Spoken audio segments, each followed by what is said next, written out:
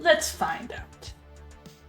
In this video, we are doing a deep dive into steak, and specifically, we're going to look at 4 key areas. First, what do all these different terms such as grain-fed versus grass-fed, Angus versus Wagyu, or choice versus prime really mean?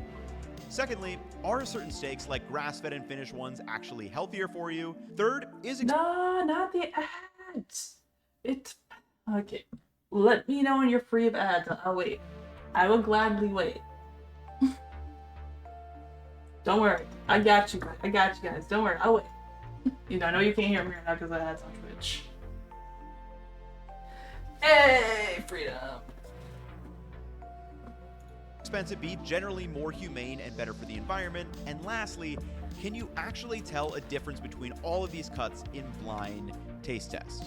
So I bought a bunch of different steaks at various price points, from choice versus prime, grain-fed versus pasture-raised versus grass-finished, and ran them through several different blind tests to get to the bottom of this. And I think this might be my favorite steak from all the tests I've done so far.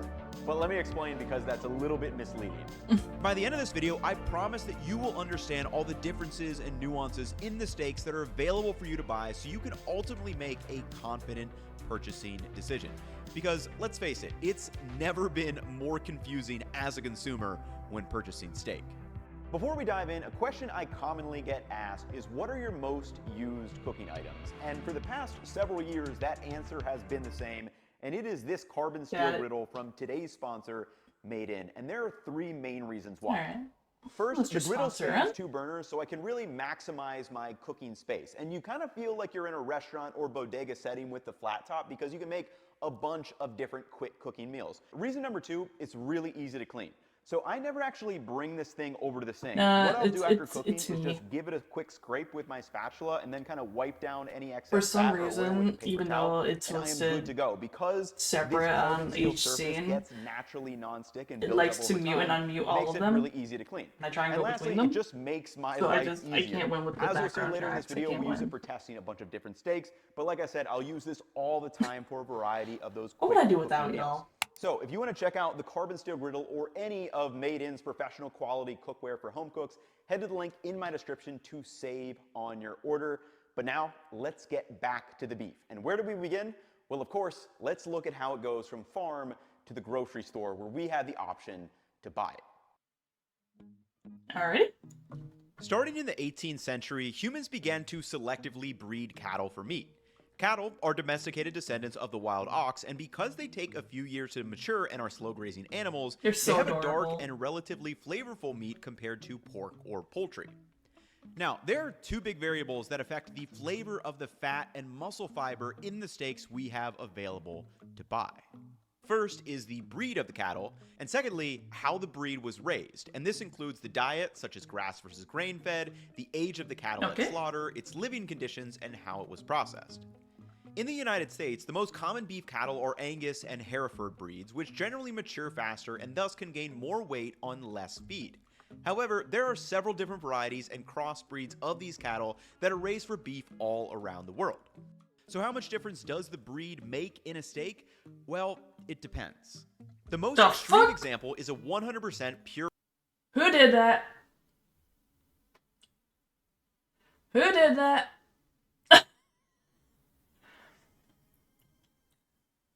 Who's being a troublemaker? Thank you so much for the gifted subs. I hope you're... Thank you so much. Don't you be causing hype trains here. Don't you be doing that. You're gonna make me cry.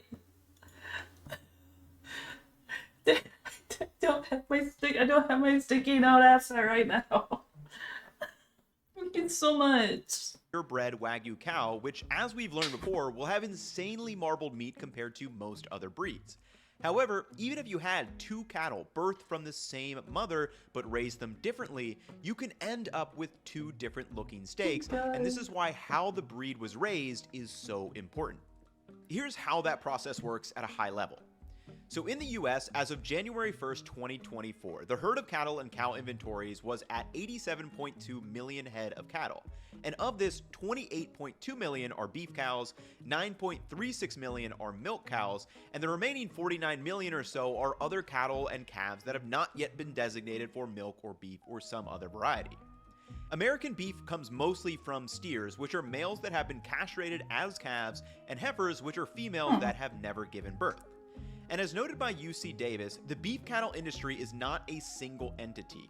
Throughout the country, beef cattle are raised under a tremendous variety of different management inputs, environmental settings, and production intensities. Keep in mind as we continue, the business of beef is big business. In 2023, the global beef market size was valued at 526 billion USD, so a lot of decisions that shape how the beef cattle are raised, fed, and processed are made with the economic realities of supply and demand, human consumption preferences, and limited natural resources. And this is why today we have so many steak options available to us with a bunch of different terms at various price points, and why it's harder than ever to be a well-informed consumer. So let's take a look at some of these different inputs and piece together the phases of the beef cattle life cycle. What is this? What is this? Oh, thank you so much, Corona.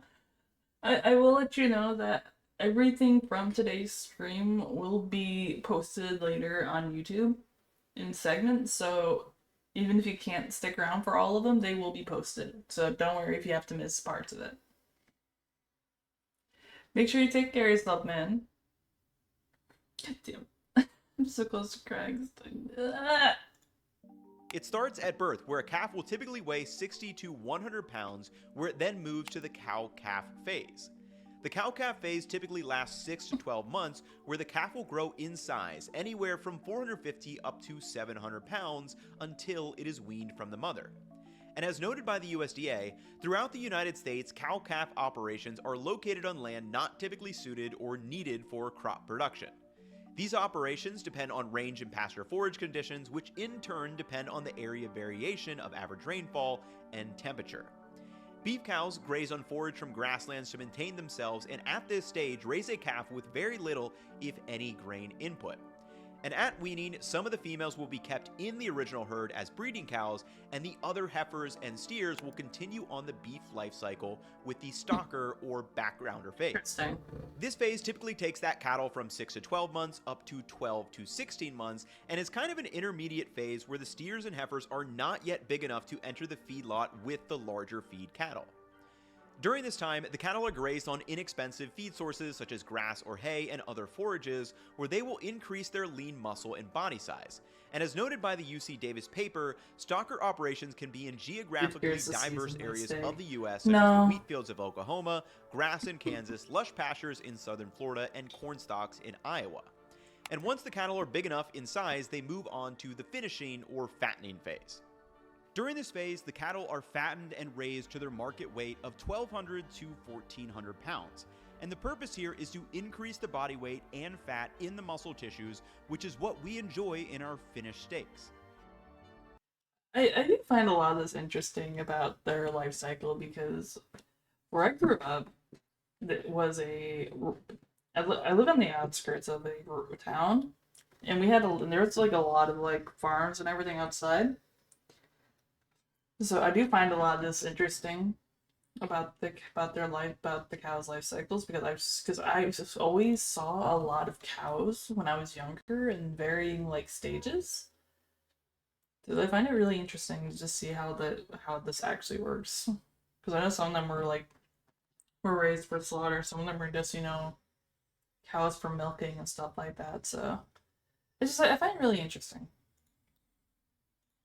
Now in this phase is where a lot of the major differences in steaks happen, and I think the one we all want to know about is grain finish versus grass finished beef.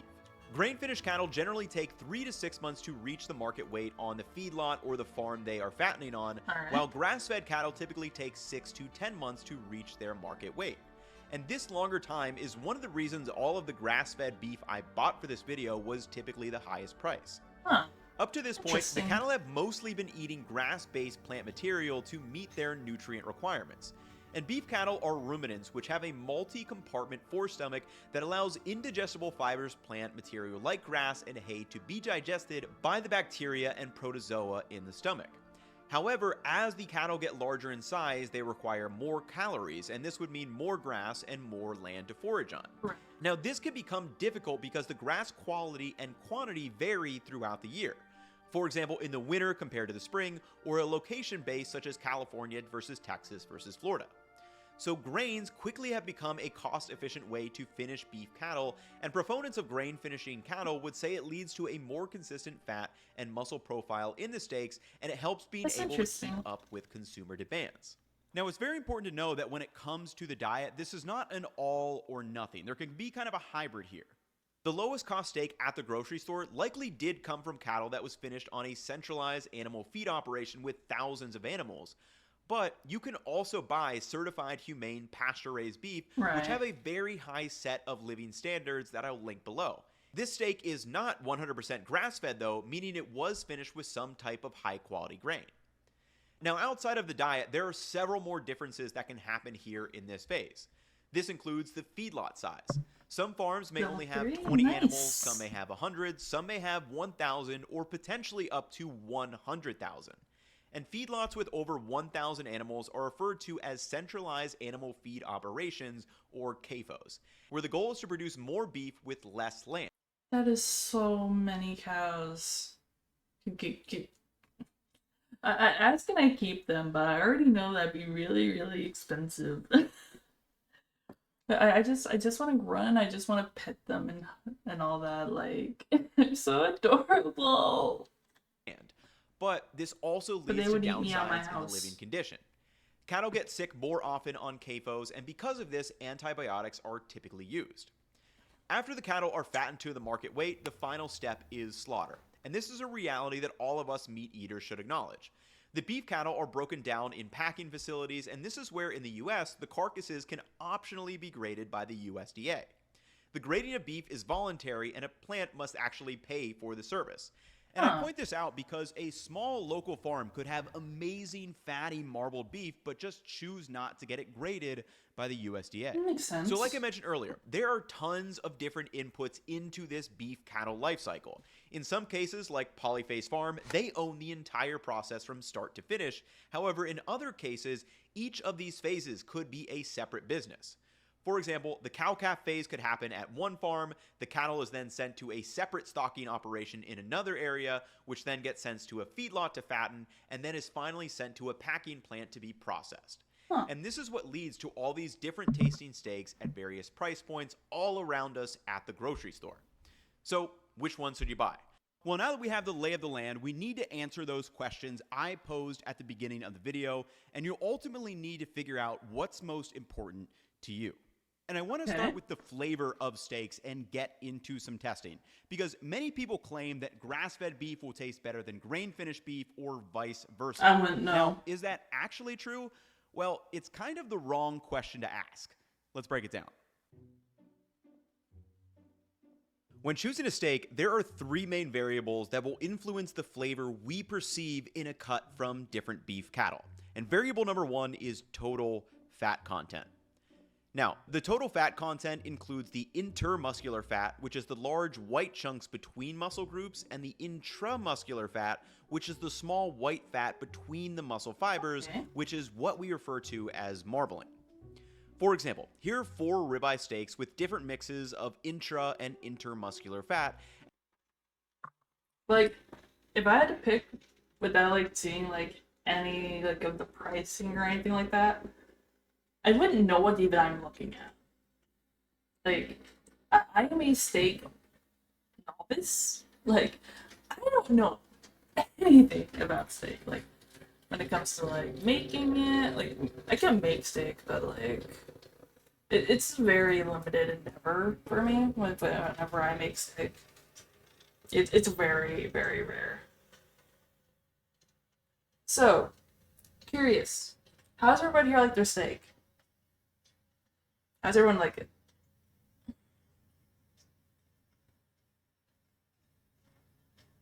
Like, I know for me, I'd go between medium and medium rare. But I can't, I don't like well done. How do you guys like your steaks? Tell me. And this is a key area that you should pay attention to when choosing a steak at the butcher counter, because the cuts will be slightly different depending on how far up or down the animal they were cut. The middle two steaks, for example, have a bigger piece of intermuscular fat kind of running through the middle that may make the slices of this particular ribeye steak more or less appealing depending on if you like those pieces of steak in there. Okay. And the total amount of fat is one of the key differences in most beef grading systems around the world. In the US, it's select, choice, and prime beef. In Japan, they use the beef marbling standard, which goes up to 12 points to help classify A1 to A5 Wagyu. In Australia, on the other hand, they use the MSA, or Meat Standards Australia, which goes up to 9 points. Now, my question is, how big of a difference does the total amount of fat make? So I've got our batch of gray meat waiting to be seared, and I've got a couple of tests that I think are going to be interesting. I've never tasted steak side by side like this before, so let's section these up and do a number of different things. And the one that I want to start with is kind of to go on opposite ends of the spectrum. So let's start with the USDA choice, which was the lowest cost of these steaks, and compare that to the prime pasture-raised one, which I believe was the most expensive. So one observation I did have while cooking these was that the prime beef definitely seared much nicer. Again, it's similar to like ground beef. Like you think 80-20 ground beef generally sears much better in a burger compared to like a 90-10 or 93-7, which is a little bit leaner. But let's slice these up blindfold and see how much of a difference there actually is in terms of flavor. I think we needed to prep the meat is more important than the actual cut, because brisket used to be a poor man's cut, now it used to be stupid expensive for some reason.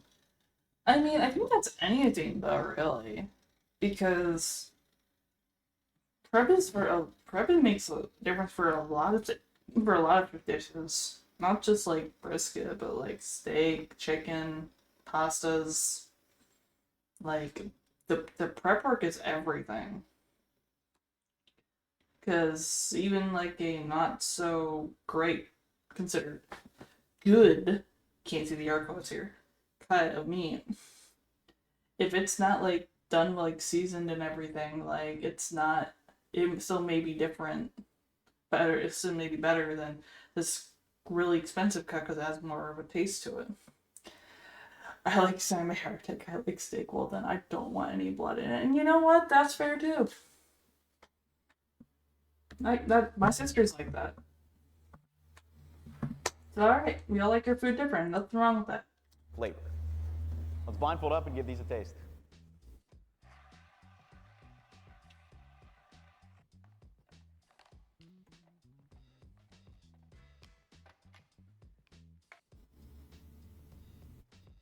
Pretty good steak.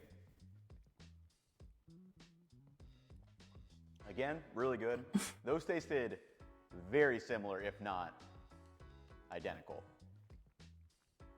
I felt a little... I think this one's pretty easy. These two are the same. I'm assuming they're the prime ones. This is the USDA choice, but let's see. Yep. So this was very easy to tell, mainly because of the texture. Like right away, I was like, the texture on these is different. All right. You can see this really has much looser meat fibers, again, because it likely has a lot more intermuscular fat in between all these little muscle fibers. Whereas with this, it's, you know, thicker muscle fibers. It's a little bit denser, chewier.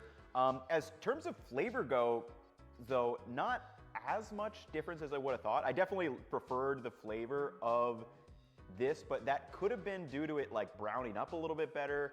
And then this is juicier, obviously. Outside factors. So, especially when it comes to overcooking beef, like a prime steak is going to be much more forgiving than a choice steak, which has much less intermuscular fat. Very, very interesting test, and really cool to actually do this side by side.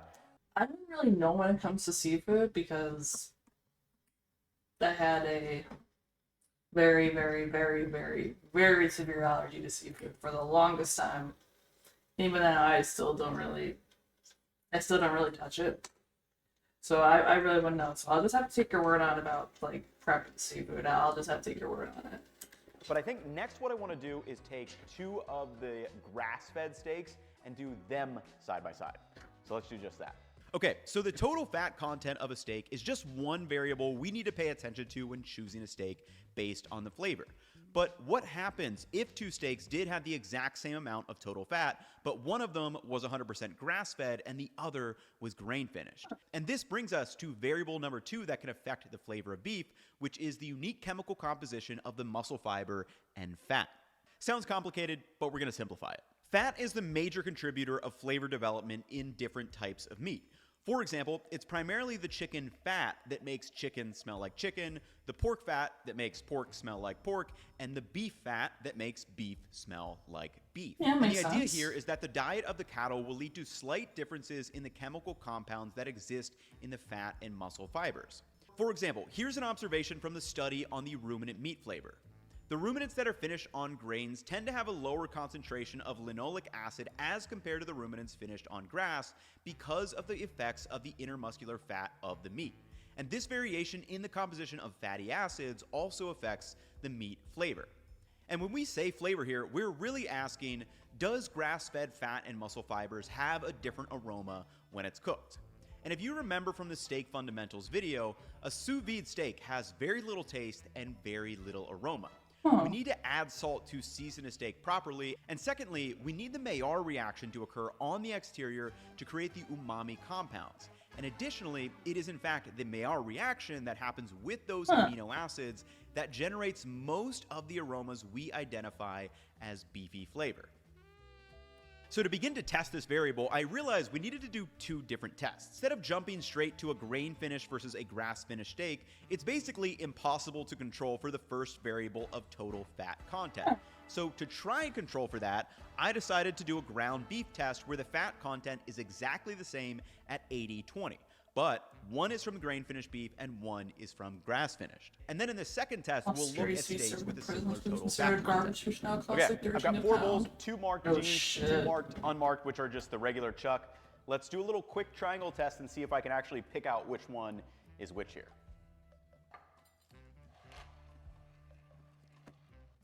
One, two, three.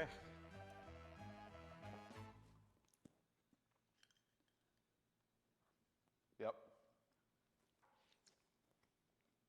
Yeah. Yep.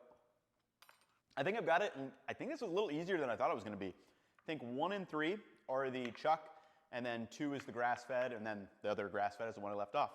Let's give it a look. So, yep, chuck, grass-fed, chuck, grass-fed. That's really interesting. So I'm pretty surprised at how easily I was able to pick these out between the grass-fed and kind of that standard chuck roast, which is just like the basic option you'll typically have at the grocery store. But before you go off and just buy the most expensive ground beef, I do want to point out a couple of caveats. Now, we need to do a whole separate video on ground beef because there's like 5 or 6 different tests that I want to do, such as fresh ground versus vacuum packed, brisket versus chuck, or looking at leaner beef varieties and venison or bison. But in this first test, I was able to pick up on some differences in flavor, aroma, and texture. But how will that fare in the steak test? Let's see. Okay, so I've got 2 New York strips. One is grass-fed, one is grain-finished. Both are prime, but still slightly different in the total fat content. Let's I do like a New York strip. What we taste. Oh, lost one, I think. All right, well, we'll just take that one.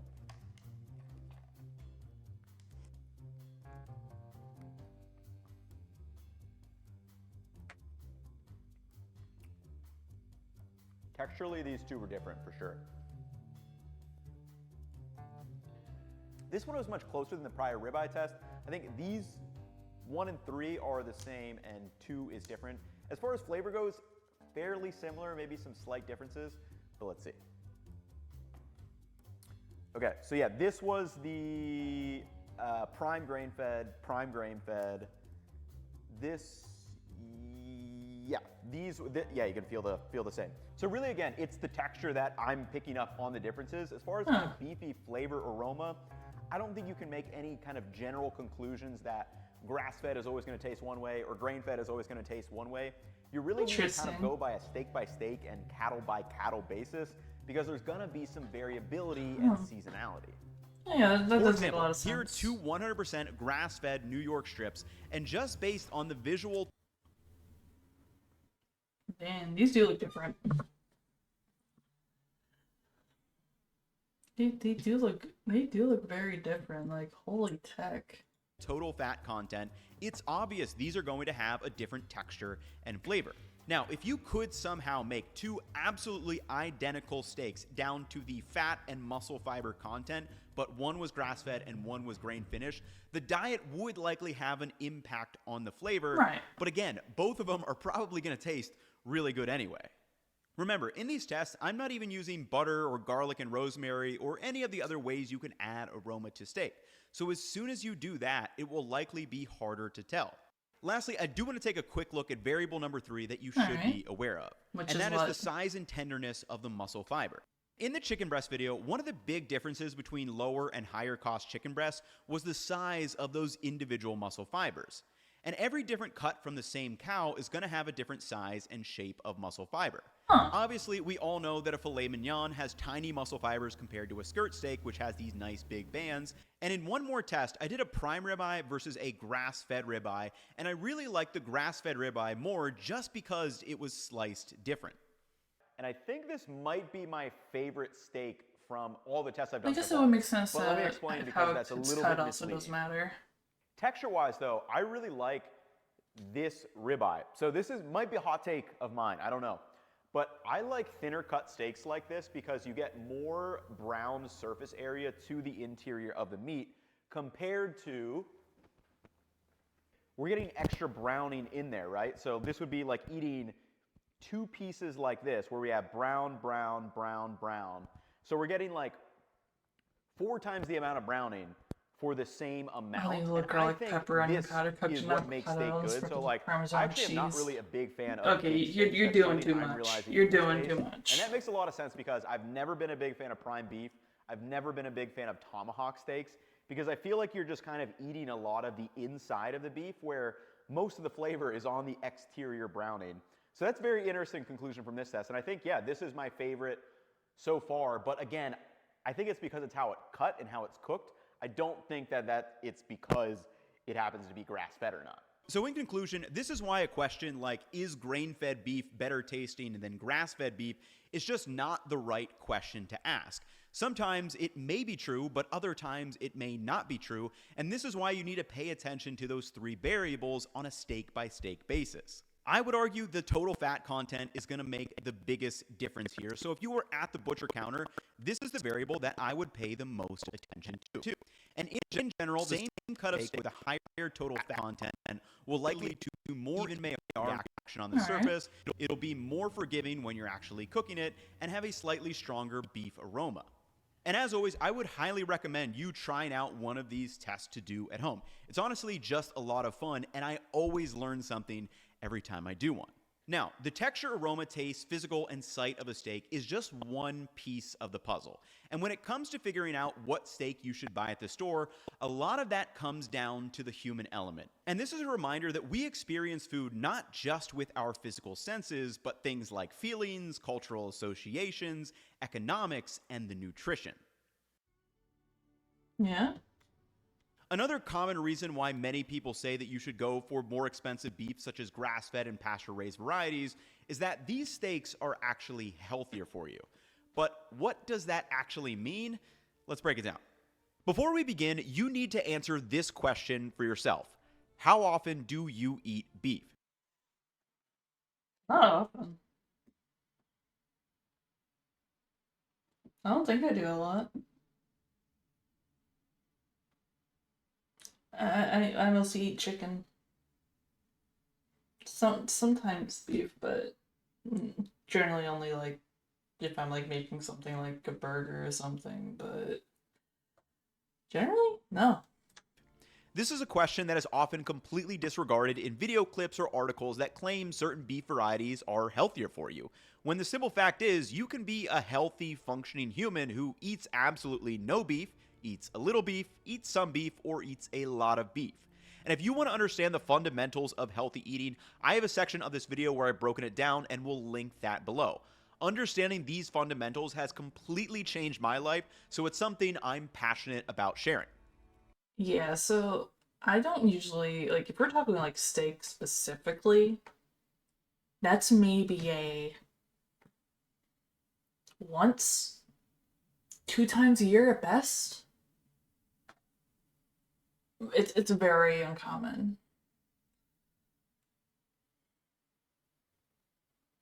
As opposed to people who would smoke it for 2 days and marinate it for 3 and then cook it for 20 minutes because you're afraid to overcook it even 1 millisecond and they can compare it to a light bulb.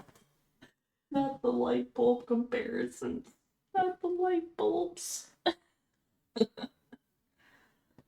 But yeah, like, steak is a very, very rare occurrence for me. And even then, I'm more inclined because I don't cook a lot when it comes to, like, steak because I've only probably made steak maybe 2 or 3 times in my lifetime. And I just feel a lot better just going somewhere, ordering it, and having it, rather than me buying this expensive chunk of meat and then just somehow just fucking it up. Which, knowing me, I would probably do. Like, I don't know anything about making steak. If I was making a steak, it'd be a case where, okay, opens Google, looks up how to cook a steak in general, and then it's like, okay, maybe I can do this, maybe I can do this, and I'll be panicking the entire time. Like, I've only had to actually make steak once because had them picked up the wrong cut in my grocery order, and it was it was not a fun time. It was not a fun time at all for me. I made it well. It was decent, but like not experience I really ever want to repeat again on a whim.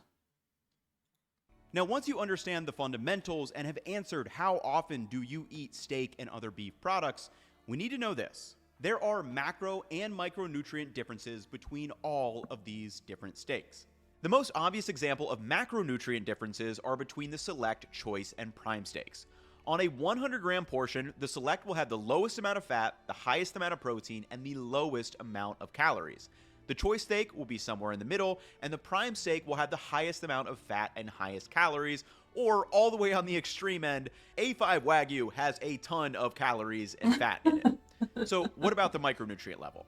There are typically a few health claims that come up when discussing grass-fed and pasture-raised beef. So first, let me give you the claims, and then I'll give you some context for each. Claim number 1, more expensive beef has higher omega-3 and omega-6 fatty acid than lower-cost grain varieties. Claim 2, they have higher levels of certain vitamins such as vitamin A and vitamin E. And claim 3, they never use pesticides or antibiotics, which could show up in the meat. Now that we have the claims, here's the context. So as evidenced by the study on the fatty acid composition of grain and grass-fed beef, the fatty acid composition of steaks are different from grain and grass-fed, and in general, grass-fed beef does tend to have higher omega-3 amounts than grain-fed beef. Let's take a moment here to just look at this chart.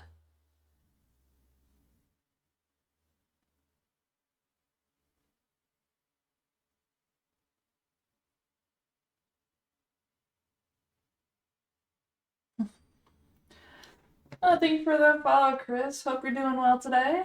Fancy seeing you here. However, omega-3 deficiency is very rare in the United States, and beef, regardless of if it is grain or grass-fed, is a food that is generally low in omega-3 fatty acids. Food high in omega-3 and 6 fatty acids include fish and other seafoods, along with nuts and seeds. And the context here is similar when it comes to the vitamins. Grass-fed beef does tend to have higher vitamin A and E than grain-fed, but again, vitamin A and E deficiencies are rare in the West. Foods high in vitamin A include leafy greens, vegetables, tomatoes, bell pepper, cantaloupe, specifically beef liver, not steak, fish oil. Hey, welcome in, Hollis. Thank you so much for the raid. How you doing? How are the games? How are you How are they all going?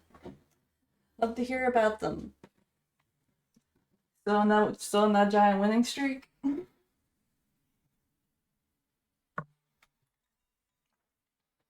Ollie is ow, I just bit my tongue.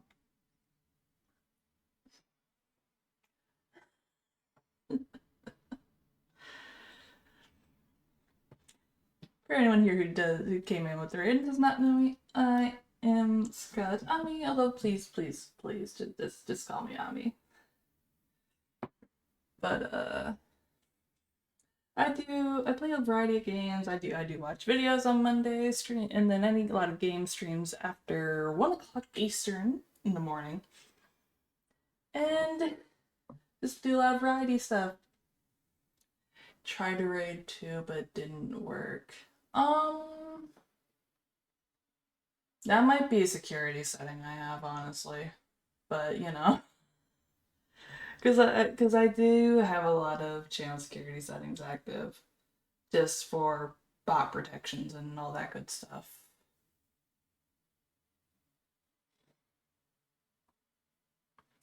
So, there is that. But I do appreciate the raids, and I hope y'all's games are going well.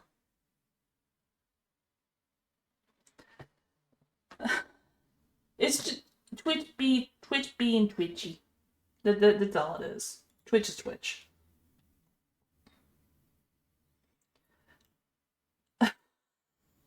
Frosty does have a cooldown on that though when it comes through, so. But I do appreciate the raids from y'all. I appreciate them a lot. Make sure you guys take care of yourselves, stay hydrated, all that good stuff. Appreciate y'all coming on by.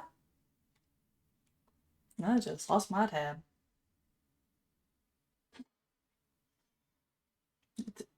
Where? No, not that tab. One of these days, I am going to get myself another monitor to keep track of this. One day, but that day is not today. Hey, welcome in, Seth. Hope you're doing well. Hey. It wouldn't be a VTuber stream if I wasn't having scuff in any capacity. It's just the law. It's the rules of the land. That's how it works.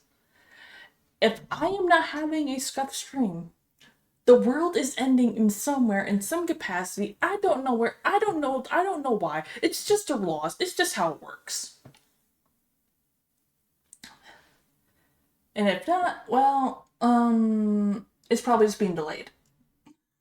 There it is. There's my tab. But yeah, you guys stumbled on in here while we've been watching a video about steak.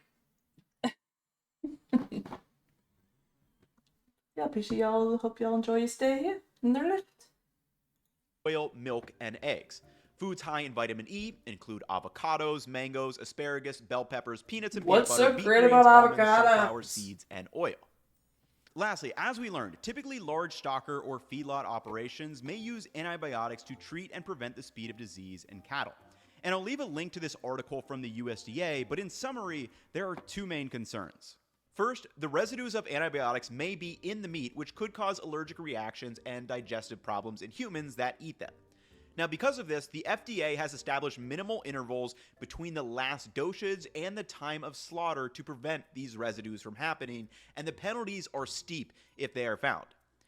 The second concern is that using antibiotics with cattle could promote the development of drug-resistant bacteria. Now, this is a point of controversy in our entire medication system, not something we're really going to get into on this channel. Makes sense. But as you can see, this is why you need to first ask yourself, how much beef and steak do you realistically eat? Obviously, seek out a medical professional if you are worried about a specific deficiency. But even if you're having, say, 1 steak a week, which I would say is very high for most people, the other 20 or so meals you eat in that week are going to largely outweigh that decision of having a single steak. And if you are ever looking for high protein meals that are easy to make with a variety of ingredients, we have a ton of these recipes with the macros on my website, Cookwell, where we've also started this second channel and really just want to show the entire transparent process from start to finish. This is an area that I am really passionate about sharing. So when it comes to talking about like, are certain steaks more healthier than others? It depends totally on you. So we've answered, how does beef go from farm to table? Secondly, does more expensive beef taste different? Third, are certain cuts of steak actually healthier for you? So lastly, let's get into this. Is more expensive beef humane and environmentally friendly? There have been several great videos documenting the breakdown of the greenhouse gases by economic sector, where according to the EPA, the agriculture, forestry, and other land use sector makes up about 22% of global emissions. And when you dig down further to focus specifically on beef cattle, they have the highest impact on the environment of any food we eat for several reasons. First, as we've learned, beef require a lot of feed to reach market weight. Secondly, they require a lot of land, leading to deforestation. And lastly, their natural enteric fermentation process actually produces methane through belching. And from the EPA, methane makes up about 11% of the net greenhouse emissions, which, while lower than carbon dioxide, according to this article from UC Davis, methane has been shown to have a more potent effect on the climate initially, and then most of that effect is gone after 20 years. And I think the question that we all grapple with is, how much of a difference am I really making at an individual level? And this is where I get frustrated too, because the more you look into it, there's studies, articles, and videos on all sides, and it's a very complex issue on a global scale food system. And if you want to think about it more philosophically, it's so hard to quantify if we're making decisions for the good of the next 10, 50, 100, or 1,000 years. It would be so convenient for us to have globally available beef that tastes really good, has the lowest cost, treats the cattle well, and is also great for the environment. But there are always constraints in the real world. There's more information being gathered and new solutions being developed. And generally the proposed solutions include 1, we should just stop eating beef altogether. 2, we should create and eat more beef substitutes, which is why a lot of plant-based meats are being done. Or 3rd, we should eat beef only from cattle that was regenerative. And this includes farming cattle like Polyface Farm is doing, or new ideas such as using seaweed in the diet with the cows to reduce that methane load. Now, I'm in no way an expert on any of this stuff, and I don't think we're going to solve all the world's problems in a single YouTube video like this, but I do want to at least continue the discussion. I don't make these videos with the intent of telling you specifically what to buy or how you should feel about certain things. I try to approach them with the nuance that I would want to have if I was having these conversations with a friend, family member, colleague, or one of you out in the wild. So because of that, I'm going to leave a bunch of additional reading links down below, and I would also suggest to you to have some discussion down in the comments. And again, I'd ask yourself, how much beef do you and your family consume over the year? If it's quite a lot and you have the access, maybe it is worth looking into purchasing a half or quarter cow that was grass-fed and raised directly from your local farmer, rather than waiting for it to be raised on multiple farms throughout that beef cattle life cycle before ultimately being shipped and packed around the world. I think it is important to understand the basics of where our food comes from, the differences from a flavor and food science perspective, but also the human element where we will make a lot of choices with things that have nothing to do with how the food tastes, smells, or looks, but instead has everything to do with our feelings, economic realities, cultural differences, and outside perspective. And lastly, I do want to wrap this video up with a couple of the key takeaways. So in conclusion, if you're buying purely from a flavor perspective, I'd look at the total inner and intramuscular fat of the steak, and this is likely going to make the biggest difference in the texture and aroma. There is great tasting grass-fed beef and great tasting grain-finished beef, and vice versa. And I would highly recommend getting the same cut with slight differences and trying it for yourself. Secondly, is more expensive beef healthier for you? While there are going to be macro and micronutrient differences between various steaks, the totality of the rest of your diet is likely going to make a much bigger difference. Third, is more expensive beef humane and environmentally friendly? And as we learned, it's complicated. From a humane perspective, if you want beef with the highest standards of living, look for the certified humane stamp, or again, talk to your local farmer. These certifications cost money, so they may not be getting those certifications, but could be treating the animals very well depending on your preferences. From an environmental perspective, it's tough to say. For example, a centralized animal feed operation produces more beef on less land to keep up with demands, but it's going to have worse living conditions for the cattle. So some may argue the solution is to eat more regenerative beef. The other solution could just be eating less beef overall. Now, I'm not the food police here. I make these videos to inform myself and learn alongside of all of you. And we all have these unique human constraints when it comes to buying, purchasing, and cooking food. For example, I may be happy to spend that $30 on a grass-fed ribeye that I really enjoyed today, but if my college-age self was watching this, I guarantee you I'm spending that money on something else. Whether you buy groceries for yourself, you and your spouse, or a family of 6, I think understanding the food that we buy at a macro and micro scale is an important part of deciding how we feed ourselves every day. Lastly, I have a couple of carve-outs. First, that griddle really does just live on my stove at all times. We've been using it a ton on the second channel, which I would love for you to check out. So on that channel, those videos are filmed in kind of a live, laid-back format, and generally these are going to be quicker, easy recipes that you can make on a weeknight, or we've been doing some companion videos. So for example, I did an onion versus a shallot Oklahoma fried onion burger as kind of a follow-up to that onion deep dive. Third, if you want to check out our weekly newsletter, it comes out every Sunday morning. Keith on my team writes it, and it's one of my favorite things to review at the end of the week before we send it off to you guys. So I'll leave the link down for that below. And lastly, let me know what deep dives you want to see for the rest of the summer and into the fall. And well, that was an interesting one. Definitely one of the more interesting videos. Though beef was, I never, there was a lot of thinking, and I don't even eat a lot of beef anyway, so what do I know?